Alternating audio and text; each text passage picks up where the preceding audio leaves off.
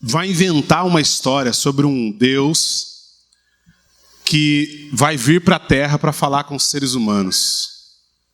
Imagina que você vai produzir essa ideia de que Deus veio aqui. Você está inventando essa história. E esse Deus, ele aparece exatamente no momento de um velório, aonde uma das pessoas que ele ama morreu. Está ali no caixão. Está lá o corpo estendido no chão, como diria Silvio Luiz. E aí, ele chega no velório tendo o poder para ressuscitar. Inclusive, esse é o plano. Desde o começo, o plano é: eu vou ressuscitar aquele meu amigo que morreu. Qual seria a expressão no rosto desse Deus que se fez homem? Uma expressão triste ou uma expressão de eles não fazem ideia do que eu vou fazer aqui? Sabe quando você quer fazer festa surpresa para alguém e tem sempre aquele um que não aguenta e conta? É mais ou menos isso que esse tipo de expressão que estaria no rosto. O que é muito provável que, se essa história fosse inventada, nenhum de nós seria capaz de colocar como elemento dessa história Jesus chorando. Mas esse que é, inclusive, o menor versículo da Bíblia, chama atenção, porque eu sempre tive muito problema com essa história. Mas por que Jesus chorou? Se ele sabe que ele tem poder para ressuscitar, por que é que ele chorou? E é em cima dessa história e do nosso momento atual de pandemia mundial que eu queria fazer a reflexão em cima desse texto. Essa semana eu pensei muito sobre isso. E embora a nossa situação no Brasil ainda esteja parcialmente confortável, eu vejo que o mundo, né? A tia da Maiara na Itália, por exemplo, a tia da Bárbara que está na Itália também. Inclusive as duas podiam ficar por lá, viu? Fala para ela, ó, cada um mandou um beijo, mas deixa lá. A sua tia está na Espanha? Ah, então é um pouquinho pior, porque o nome do vírus é Corona, porque é espanhol. Então a culpa é dela. Quem lembra da Corona, década de 90? Lá, lá, lá. Ah, peguei a idade agora, hein? O pessoal mais novo não faz nem ideia quem é Corona. Uma negona desse tamanho assim, ó. Só tinha uma música. Que até hoje toca, isso que é importante. Ah lá, eles ouvem. Então seus vizinhos estão atualizados, pô. Profética a música da Corona. Enfim. Qual é o nosso desafio aqui, irmãos? É entender o comportamento de Jesus. Por que é que Jesus age desse jeito? Por que é que, ora, ele dá uma palavra tão firme para Marta e, ora, ele dá uma palavra tão amolecida para Maria? Se a gente olhar essa história com a ótica errada, a gente vai acabar achando que Jesus gosta mais de Maria do que de Marta. E se você olhar com uma ótica mundana, maliciosa, você vai achar que Jesus tinha uma coisinha com Maria e não gostava muito de Marta, porque Marta era chata. O que não é verdade. Definitivamente não é verdade. Porque os elementos da história mostram isso. Vamos lá. Jesus estava na Judéia. Começou a trazer palavras muito duras para esse povo. Ele olhou no olho dos judeus e disse assim: escuta, vocês não são filhos de Abraão, vocês são filhos do diabo. E eu sou mais velho que Abraão, porque eu sempre existi, e eu sou Deus, e Abraão me adora. O judeu falou: esse cara é maluco, vou matar ele. Pegaram em pedras para apedrejar Jesus, e Jesus então sai do local onde ele estava e vai para outro local. Ele tem que sair meio que fugido do lugar, inclusive, porque a coisa lá estava tensa. E Jesus vai para Galileia. E eu já expliquei aqui que caminho Judéia e Galileia, ele tem um problema. Por quê? Ou você entra em Samaria, que não é o que os judeus gostavam de fazer, ou você transpõe o Rio Jordão, que dava um trabalhão, mas o pessoal preferia transpor o Rio Jordão do que ter que passar por dentro de Samaria. E Jesus está fazendo o caminho convencional. Então ele transpôs o Rio Jordão e ele foi lá para o ponto onde João Batista estava batizando. E ele está lá nessa região, indo em direção a Galileia, que é a terra dele. Nesse momento, Jesus ouve falar que Lázaro está doente. Mandaram alguém, não sei do que, de cavalo, camelo, de buggy, eu não sei qual era o meio de transporte, provavelmente algum de 4 patas. Aí, Jesus! Lembra do Sérgio Malandro gritando, Maria! Lembra não? Ninguém? Conectou? Vocês vão pegar depois na gravação, vocês vão lembrar quem eu estou falando. O Flávio leu. Ô Flávio, só nós dois fica aqui ó, nas referências, pô, o pessoal é devagar. Essa piada é para poucos, entende? E aí, e avisa Jesus que Lázaro, aquele a quem amas, olha que recado legal, não queriam manipular a situação. Imagina, Jesus, Lázaro, vírgula, aquele a quem amas, vírgula, está doente. Olha que interessante. Só para deixar bem claro, aquele que o Senhor ama. Não é qualquer um. E, inclusive, tamanho é o pedido que Lázaro, no original hebraico é Elazar. Elazar que é aquele que Deus ajuda. Aquele a quem Deus cuida, aquele a quem Deus socorre. É a mesma coisa do Eleazar. Tinha um Eliezer entre nós, né? Deus, até aqui o Senhor nos ajudou, Eliezer e Eleazar. Aquele que Deus ajuda. E Lázaro tem esse nome não é à toa, é porque tem um significado para esse momento. E Jesus agora então fala assim, beleza, dá um abraço no Lázaro. Mas peraí, o Lázaro está doente, o senhor sabe que a gente não tem hospital, que é coisa que está meio complicada. E eu acho que seria legal se o senhor de repente fizesse aquela mágica de curar os doentes que o senhor está fazendo aí, fizesse lá. Talvez, se um de nós estivesse lá, a gente ia sugerir para o Senhor, assim, a gente gosta de sugerir coisa para Deus, não gosta? Na oração, Senhor, eu queria que o Senhor abençoasse assim, ó. Eu queria essa provisão, esse coisa, sabe? Ser específico. Então, a gente adora sugerir coisa para Deus. E aí, talvez, se um de nós estivesse lá, a gente teria sugerido para Deus algo do tipo assim, então, Jesus, lembra que o Senhor curou a filha do Jairo sem ter que ir lá? Agora, repete aí, ó, só Ctrl+C, Ctrl+V. Só falar, Lázaro, seja curado daqui e pronto, ele vai ser curado. O Senhor tem poder para isso, o Senhor já fez uma vez, faz de novo. Acontece que o que está acontecendo aqui é que João está querendo contar uma história que aconteceu e chamar a nossa atenção para alguns fatos importantes. Que é como é que Jesus lidou com essa dor que estava iminente. Com uma tragédia que estava vindo na direção, uma tragédia que inclusive podia levar à morte pessoas amadas. Alguma semelhança com o momento atual? Não é mera coincidência. A tragédia vem vindo. E você já afastou tudo que você podia afastar e a tragédia está vindo. E você já está de costa para a parede e a tragédia continua vindo. E você fala assim, mas e se chegar? Como é que vai ser? Será que? E começa a dar uma ansiedadezinha, começa a dar um medinho, aí você começa a tentar resolver o problema por conta própria. Mas essas pessoas fizeram aquilo que precisava ser feito naquele momento, que é, fala com Jesus. E fala com Ele se lembrando de uma informação importante. Ele te ama. Jesus, aquele a quem amas, no caso eu, estou precisando de um socorro.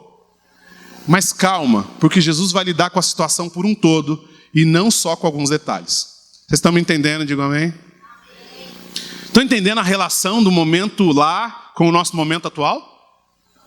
É bem clara. O que acontece é que Jesus espera 4 dias. Mano, tem umas orações que Jesus espera 4 dias. Eu falo, Senhor, pô, legal que o Senhor chegou, estou muito feliz, mas o que aconteceu 4 dias atrás? O Senhor é todo poderoso, o Senhor é Deus, é o dono do tempo. E agora o Senhor fica com esse negócio de esperar 4 dias. O Senhor quer matar a gente do coração? Eu adoro marcar palestra com o André Girardi. Só que o André Girardi, ele é pontual em tudo, exceto no dia da palestra. Aí me dá um desespero.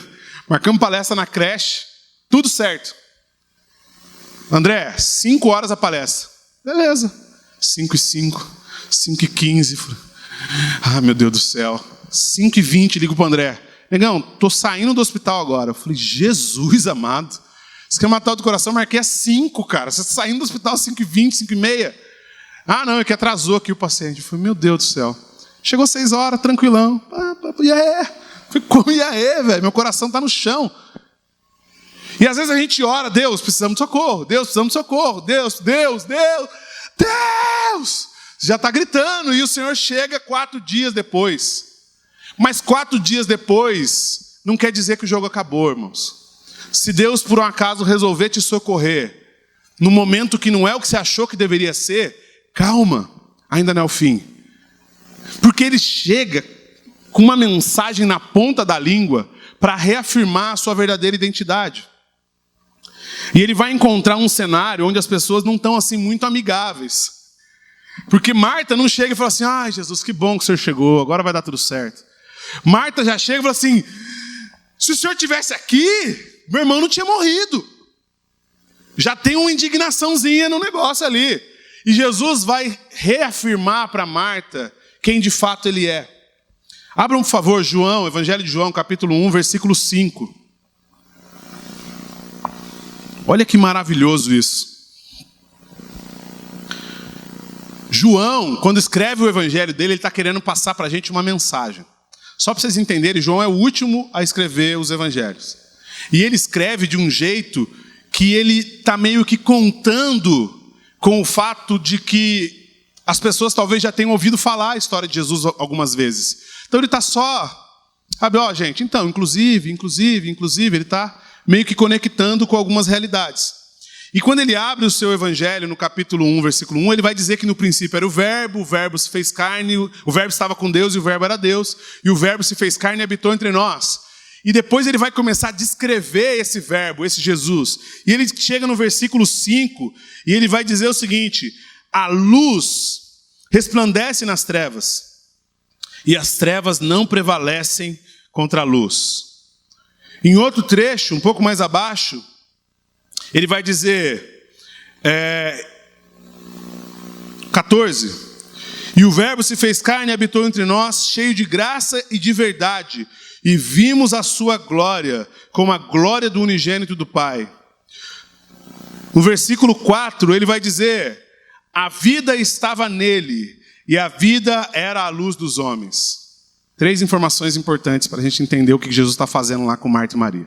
Primeira, Jesus é vida, e a vida é luz, e a luz habitou entre nós.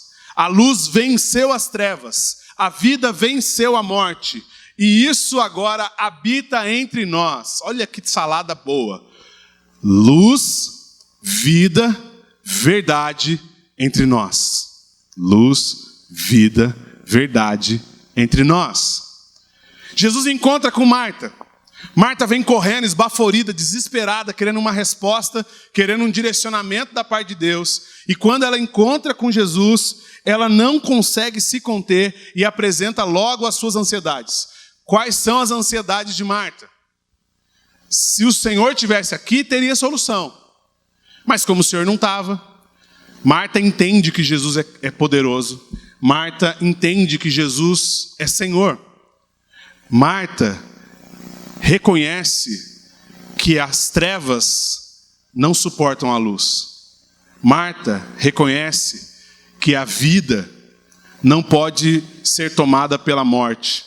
Que a vida, na verdade, engole a morte. E isso é a esperança dela.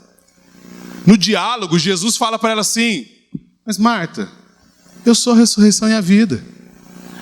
Primeiro ele fala assim, seu irmão vai ressuscitar. E ela não tem problema em entender a ressurreição. Ela sabe que quando Deus determina a vida, há vida.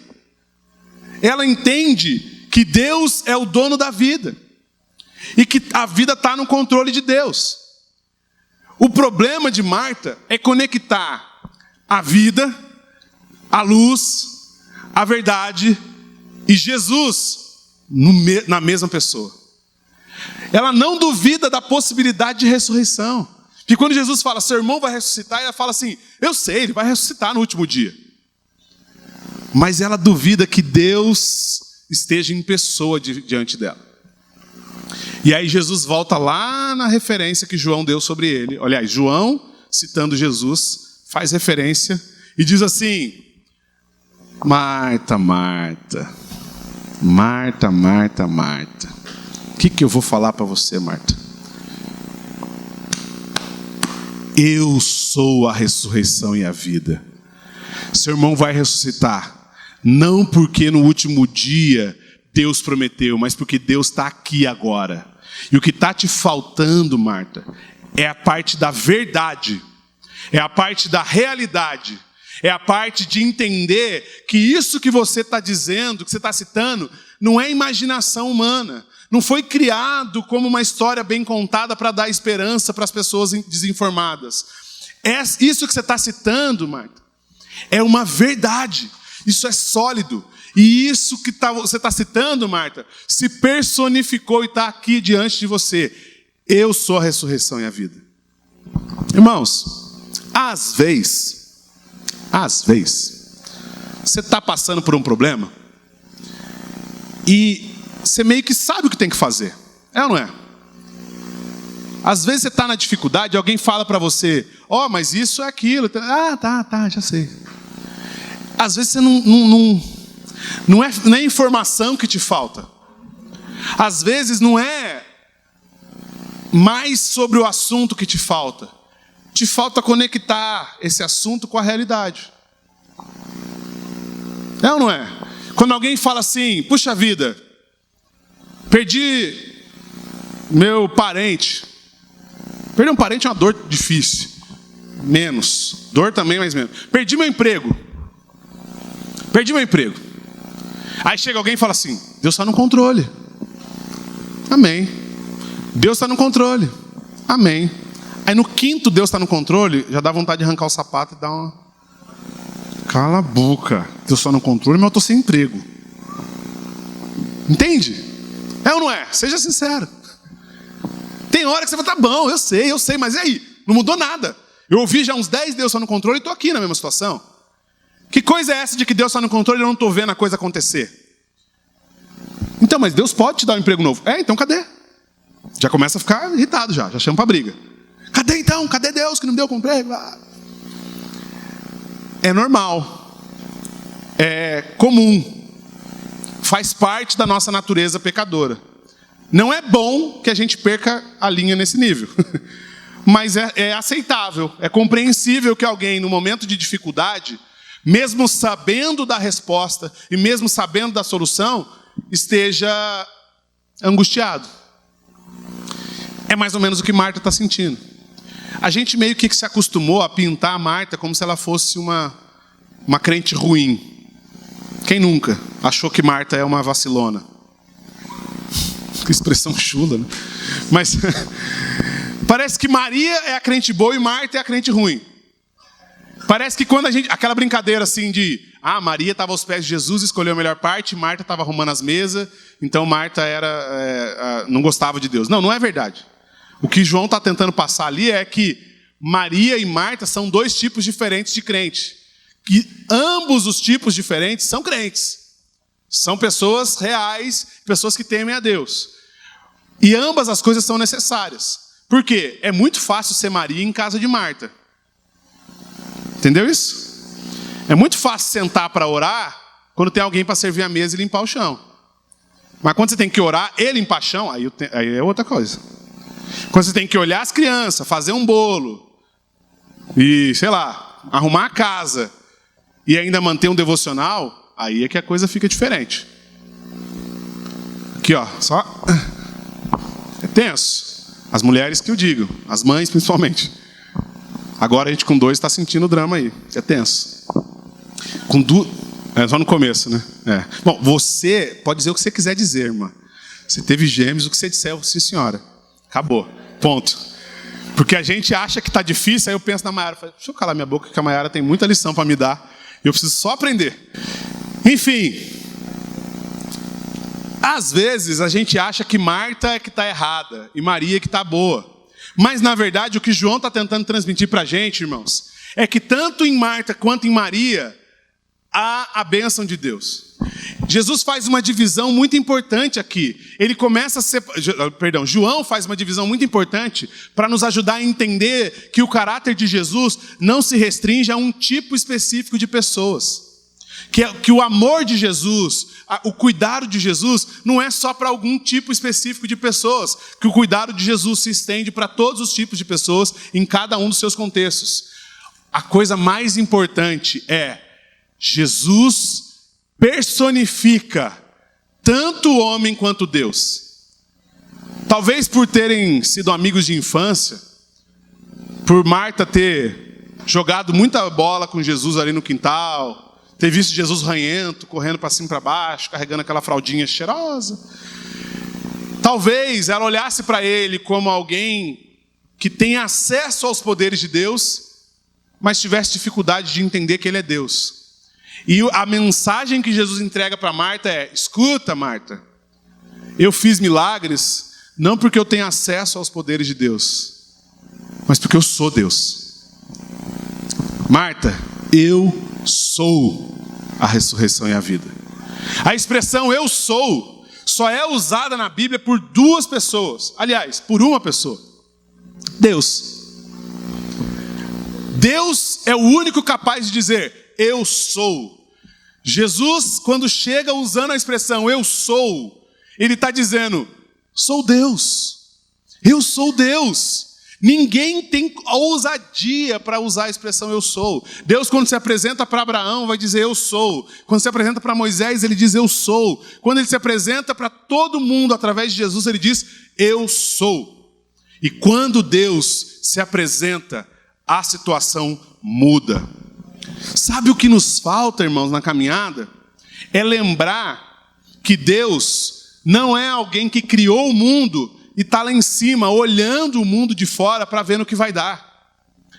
O que nos falta é lembrar que João capítulo 1, versículo 14, vai dizer que o verbo se fez carne e habitou entre nós. Ele tem moradia entre nós. A presença de Deus agora é real. O tabernáculo de Deus agora está entre os homens. E ele agora passeia no meio dos homens e ele se envolve com as causas dos homens. Ele sente as situações e as realidades que a gente enfrenta. Deus não está alheio, Deus não está do lado de fora. É muito cômodo ser o observador externo e opinar sobre uma situação. Deus não fez isso. Deus é real e Ele está ali. E Marta, olhando Jesus, ela não tem dificuldade de entender que o coração dele está na história. Porque quando ela manda alguém falar com Jesus, ela fala assim, vai lá e fala para Jesus que aquele a quem ama está doente. Fala, porque eu sei que Jesus é amigo nosso. Eu não tenho dúvida da minha relação afetiva com Ele. Mas eu não sei se de fato tudo isso que a gente sabe se personifica numa pessoa. E eu preciso confessar para vocês que eu tenho os meus dias de crise de fé. Quem nunca? Em que às vezes não que eu duvide do poder de Deus, mas às vezes eu tenho que parar e recitar a palavra de Deus para renovar a fé no meu coração. Meio que como o salmista faz, sabe? Alma, calma aí, alma. Espera em Deus. Espera no Senhor. Deus continua no controle. E eu vou dizer que se você não faz isso, ou você não encara as situações plenamente, ou você não está aplicando a palavra de Deus plenamente. Porque tem coisa que bate na gente e você fala assim, mas aí, aonde que isso se encaixa? Como é que isso explica através da trajetória divina na Terra? Onde é que eu consigo explicar e conectar essas realidades? E trazer à memória aquilo que nos dá esperança é recitar a palavra de Deus que outrora estava sendo ingerida para mim mesmo. Eu não sei se você está me entendendo. Não basta ler a Bíblia, é preciso viver a Bíblia. Não basta citar a Bíblia, é preciso meditar na Bíblia. E ter ela como resposta para as angústias existenciais que estão lá no fundo escondidas. E que hora ou outra isso te toma de assalto e parece que nada do que você está vivendo é real.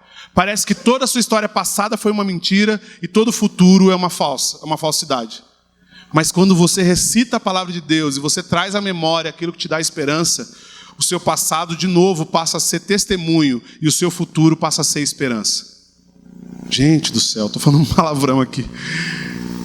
Para mim isso é essencial. Sem isso eu não consigo levantar de manhã. Estou testemunhando de verdade, de coração aberto. E aí Marta tem esse encontro e Jesus fala assim: Marta, vem cá. Eu sou a ressurreição e a vida. Aquele que crê em mim, ainda que esteja morto, viverá. Mas crê no que, Jesus? Crê no fato de que eu, o menino que cresceu aqui em Betânia, de vez em quando passando por ali, por aqui, nessa região pobre, aquele que se conecta com você, que comeu na sua mesa, aquele que entende as questões sociais do seu contexto, que entende as questões econômicas, esse mesmo que você sabe o nome e que você manda chamar e ele vem, esse também é Deus. A frase que nos salva, a verdade bíblica mais poderosa de toda a Bíblia é: Jesus é o Cristo. O nome do nosso Salvador não é Jesus. O nome do Salvador não é só Cristo. O nome do Salvador é Jesus Cristo. Porque a humanidade que se junta com a divindade numa única pessoa, 100% Deus e 100% homem, é que traz a gente para uma transcendência espiritual, para um relacionamento genuíno com Deus. Não é possível encontrar salvação apenas na pessoa de um Jesus humano. Porque por deformar o Jesus humano, as ideologias modernas estão achando que Jesus veio só para os pobres. E por deformarem um Jesus divino, as outras ideologias modernas estão achando que Jesus veio só para os ricos. E Jesus vai dizer: gente, eu transito entre todas as áreas, porque eu sou Deus e eu sou homem. Porque Ele entende das nossas dores, mas Ele também entende das nossas questões existenciais e espirituais. E aí Ele entrega então para Marta o que a gente chama de ministério da verdade. Amigo que é amigo mesmo, na hora certa, ele tem coragem de te falar a verdade. Porque um amigo que só passa a mão na sua cabeça e não tem coragem de te dizer a verdade, é complicado. Ou ele não entendeu a intimidade que vocês têm, ou ele não é seu amigo tanto assim. Porque se ele pensar nas consequências de você andar no erro, ele vai tomar uma decisão e falar a verdade para você. E Jesus então entrega para Marta o ministério da verdade. Eu sou a ressurreição e a vida. Sabe quando a pessoa está vacilando e você gruda no ombro e fala assim: acorda, você está errado sim. Recentemente, numa conversa com um amigo meu, eu o acolhi quando ele cometeu uma besteira enorme. E eu o acolhi, eu falei: vem cá, você tem um amigo em mim, fica tranquilo. Você não deixa de ser menos, você não deixa de ser meu amigo, não te amo menos por causa do erro que você fez. Tal, e a vida que segue. Aí os dias foram passando, eu não sei. Eu acho que ele achou que porque eu o acolhi, eu ia fazer de conta que ele não errou. E aí ele veio bancar a vítima comigo. E graças a Deus pela amizade, graças a Deus que a gente é íntimo, que eu pude olhar no olho dele e falar assim: você tá louco? Você fez uma besteira enorme. Punição para você é pouco. Eu te acolho porque eu te amo. Agora, que Deus tem um plano para isso aí, que pode transformar essa maldição em bênção, não tenha dúvida. Agora não banca de vítima não, você é culpado. Ele acordou, foi embora, não quis mais conversar comigo. Depois voltou, dizendo assim: cara, ainda bem, eu estava caindo no vitimismo, eu não tinha me dado conta. Eu falei: cara, eu estou aqui para te dizer que eu te amo, mas também estou aqui para te dizer que você é um idiota.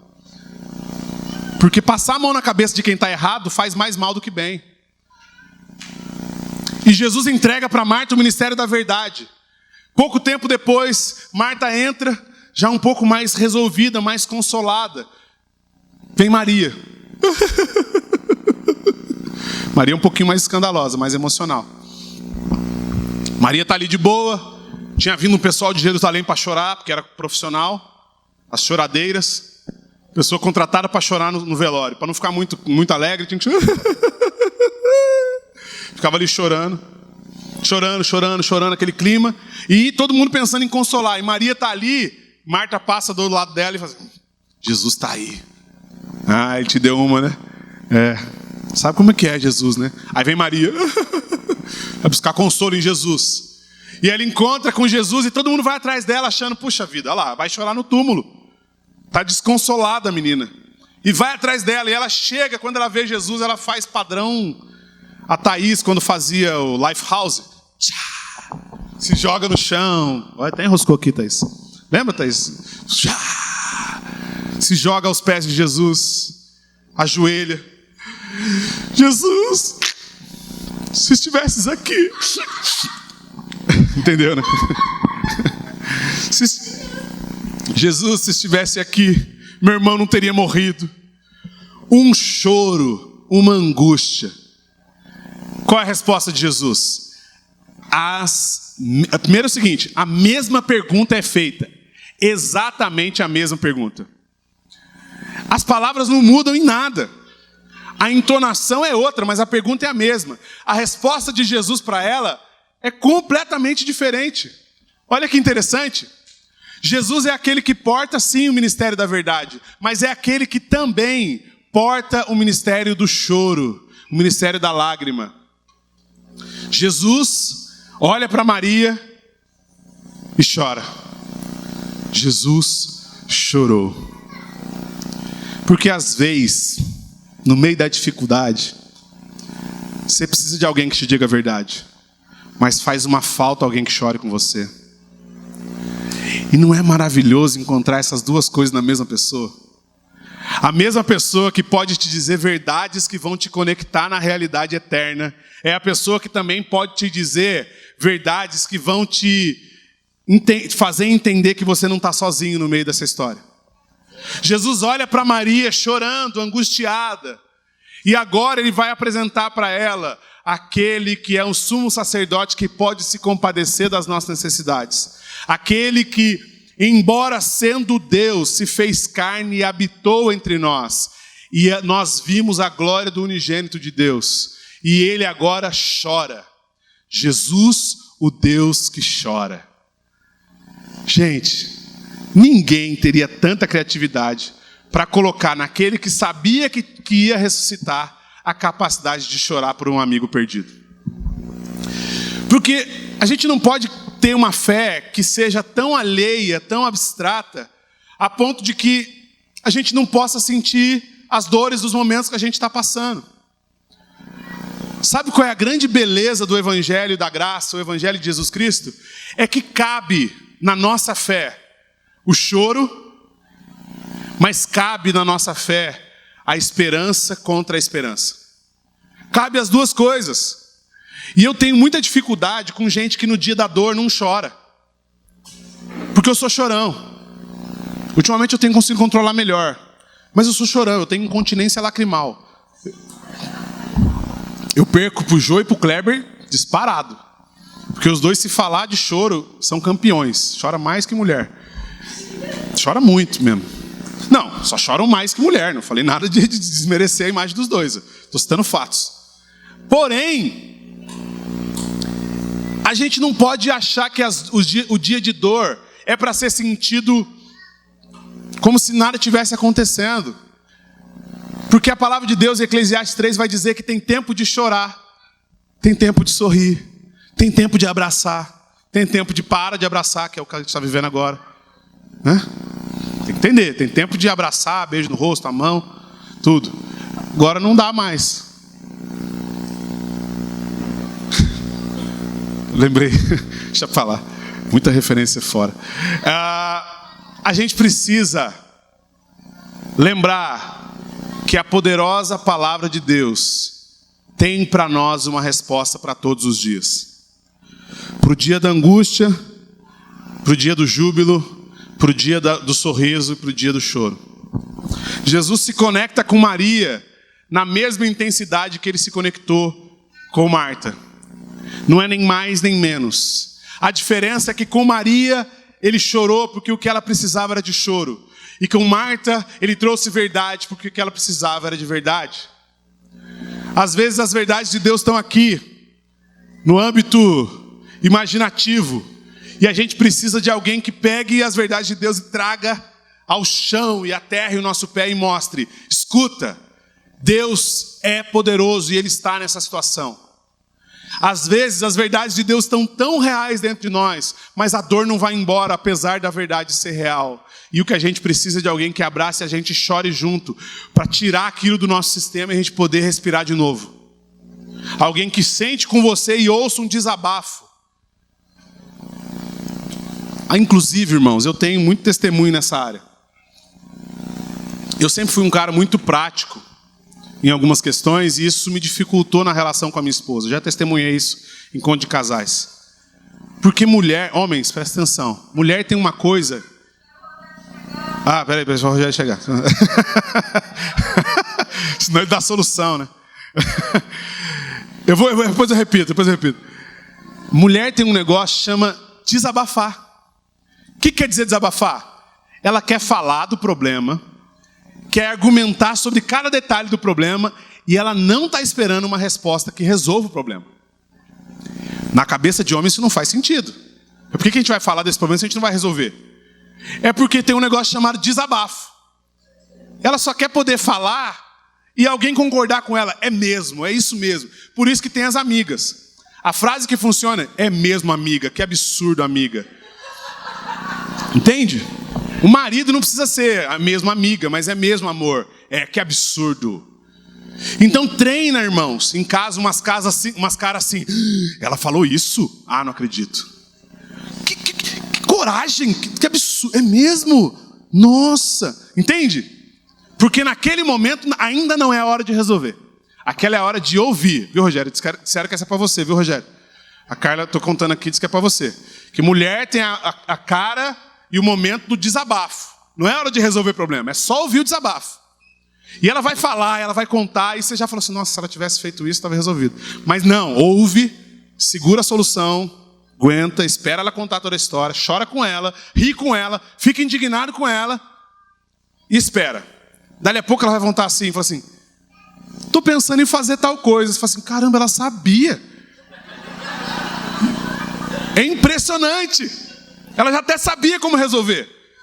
É nessa hora que você vai falar assim, acho que é isso mesmo que você tem que fazer. Porque ela também não quer que você resolva o problema. Ela quer apoio para resolver o problema, que ela já sabe como resolver.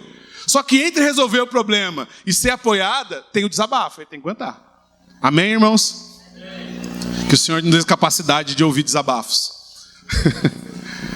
Depois você treina um negócio. Eu vou falar para você que até eu estou desabafando agora com a minha esposa. É legal esse negócio. Meu sistema não funciona do mesmo jeito, mas... E ela não reage também do mesmo jeito.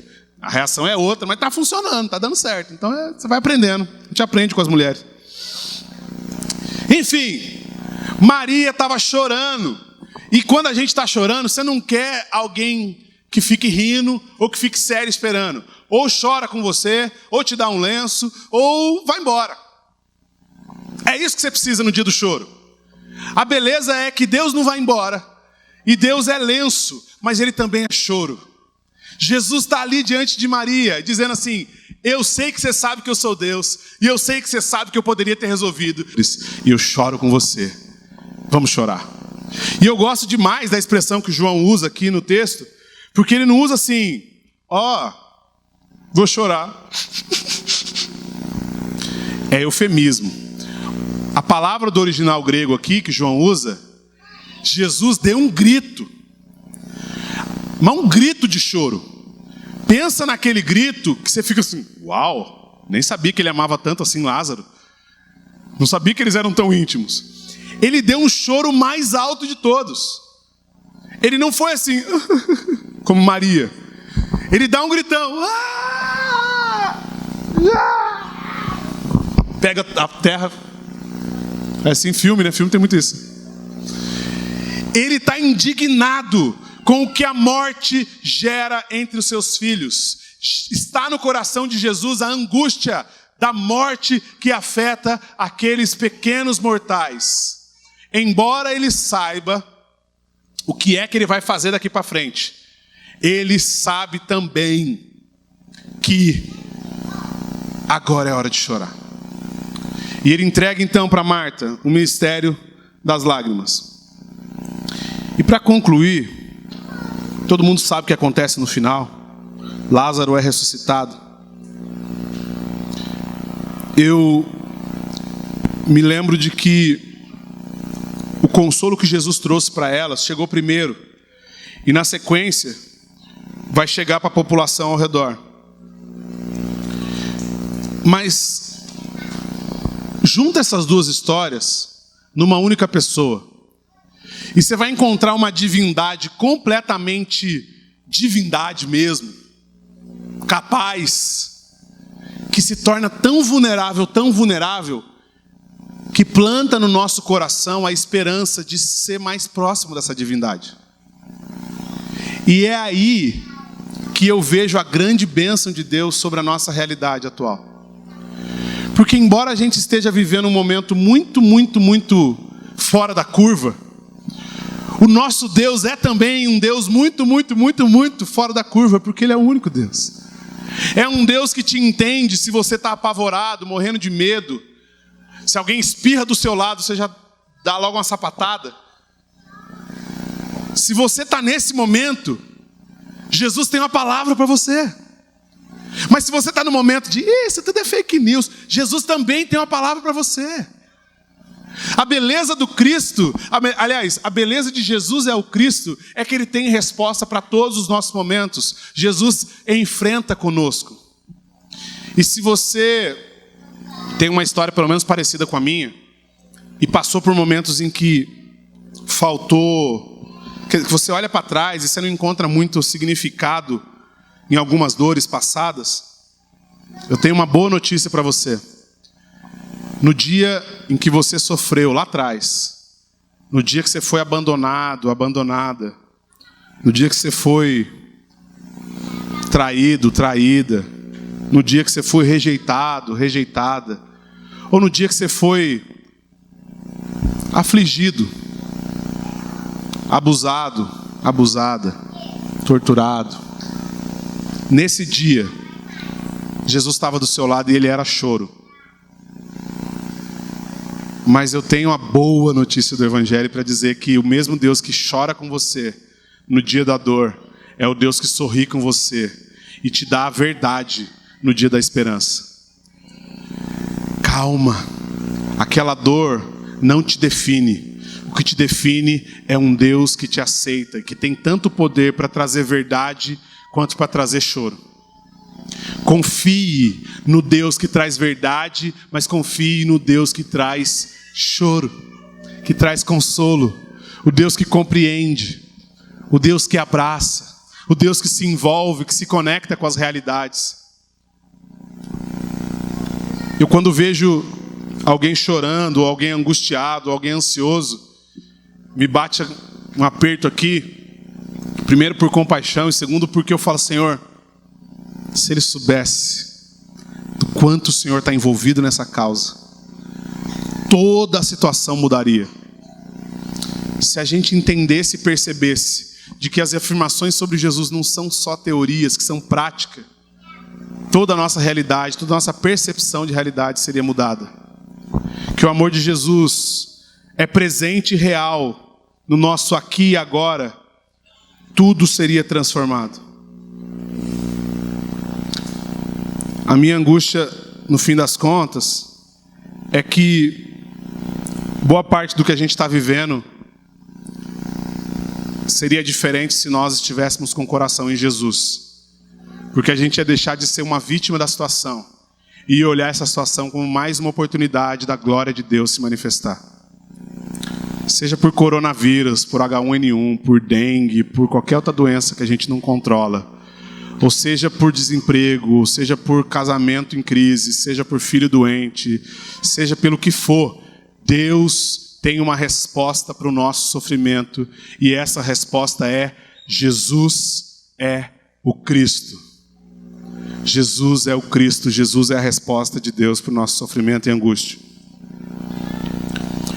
O que mais me encanta na pessoa de Jesus e no comportamento dele nessa situação é que Jesus é tão intenso, tão real e tão completo, que não cabe em Jesus nenhuma reação moderada.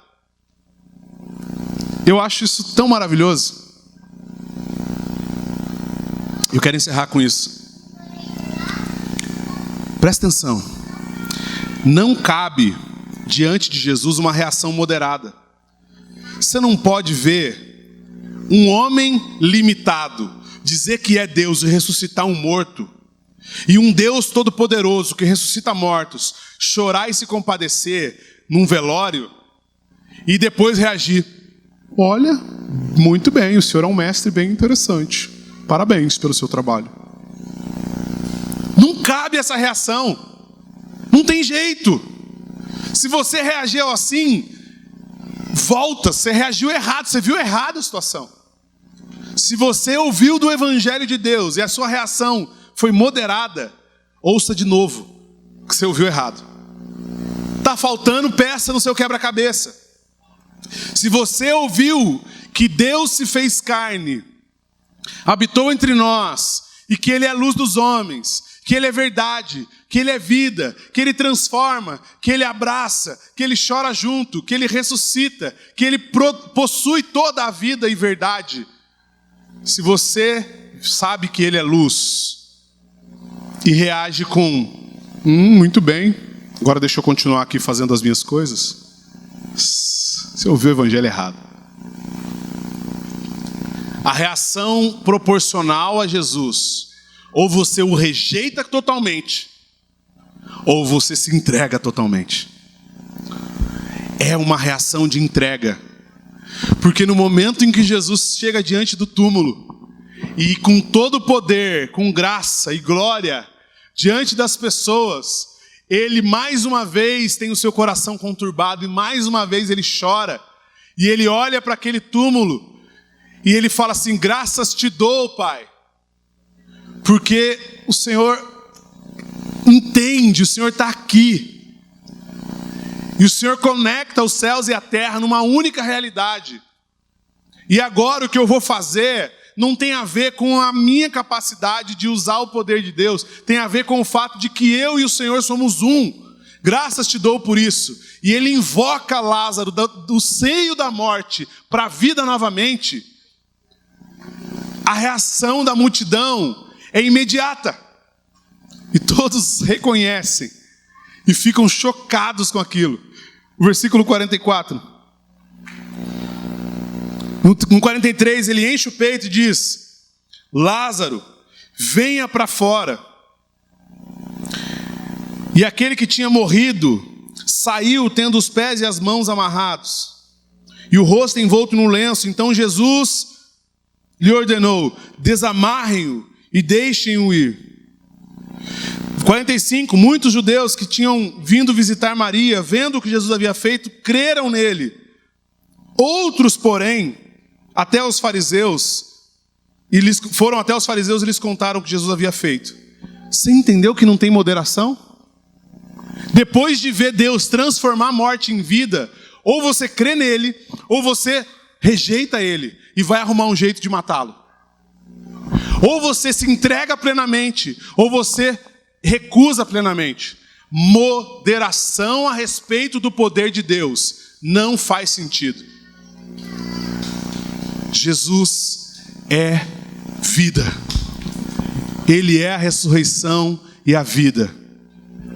Talvez, meu amigo, minha amiga, você está sofrendo de um probleminha chamado mornidão. E quando os fatos começam a se consolidar diante de você, você começa a ficar confuso e buscar alimentação em fontes que não são legítimas. Talvez você esteja sendo insensível à realidade espiritual que hoje habita entre nós. Mas a tal ponto de que você não está nem rejeitando Jesus e nem se entregando plenamente a Ele. E a dura notícia sobre isso é que lá no finalzinho da Bíblia, no Apocalipse, vai dizer que Deus não tolera mornidão. Ou você é quente, ou você é frio. Mas os mornos serão regurgitados, serão vomitados, colocados para fora. Que o Senhor nos livre da mornidão. Que o Senhor nos livre do inclusive. Ah, é verdade, inclusive. Mas é que, veja bem, não é tanto assim, né? Não há meio termos. O Evangelho de Jesus é pro aqui e agora. Não responda às circunstâncias do mundo com outra resposta que não seja Jesus. Mas lembre-se, Ele é o Deus que chora com você, mas Ele é também o Deus que te traz as verdades que vão te transformar. Que nesses dias de pandemia, de desinformação e crises sociais, os nossos olhos sejam abertos para ver um Deus que é todo-poderoso, mas se fez carne e habita entre nós. E que a nossa postura como igreja seja de assumir o papel de protagonistas dos tempos dos fins. Quentes, fervendo, pegando fogo. E não mornos, simplesmente esperando para ver no que vai dar. Que o Senhor nos dê provisão, solução e ousadia para entregar toda a nossa vida e o nosso coração a Ele. Amém? Vamos orar? Pai, nós oramos sabendo que o Senhor está conosco em meio às nossas dores, que o Senhor está conosco nos dias difíceis e que os seus olhos nos contemplam, Pai, em toda e qualquer circunstância. Nós cremos plenamente que o Senhor Jesus é o Cristo de Deus, o nosso Redentor que deu a vida por nós. E a essa verdade nós nos entregamos radicalmente, atendendo ao chamado de sair da morte para a vida. E nos apresentamos ao Senhor, ainda que estejamos com os pés e mãos atados, ainda que estejamos com muita dificuldade de nos locomovermos, mas nós não podemos negar o chamado do Senhor. Nós não podemos negar o fato de que o Senhor chamou o nosso nome. Pai amado, nós confiamos no Senhor, cremos no Senhor e suplicamos que o consolo que vem do alto, que nos atinge, que nos envolve, passe a partir de nós para aqueles que hoje não têm um Deus tão bondoso e tão perfeito como nós. Que nós sejamos em tempos de dor, não aqueles que se aproveitam da dor para vender lenços, mas aqueles que são lenços uns para os outros, para consolar os que choram, para acolher aqueles que sofrem, que se sentem abandonados, e para promover a justiça, o consolo e a verdade em todo o tempo, Pai. Dá-nos paz, livra-nos, guarda-nos, manifeste sobre nós a Tua vida. Usa-nos como igreja, guarda a nossa nação, guarda a nossa casa, ensina-nos a Te amar acima de todas as coisas. É em nome de Jesus Cristo, nosso Senhor, que nós oramos. Toda a glória seja Tua. Amém. Amém. Que o Senhor te abençoe.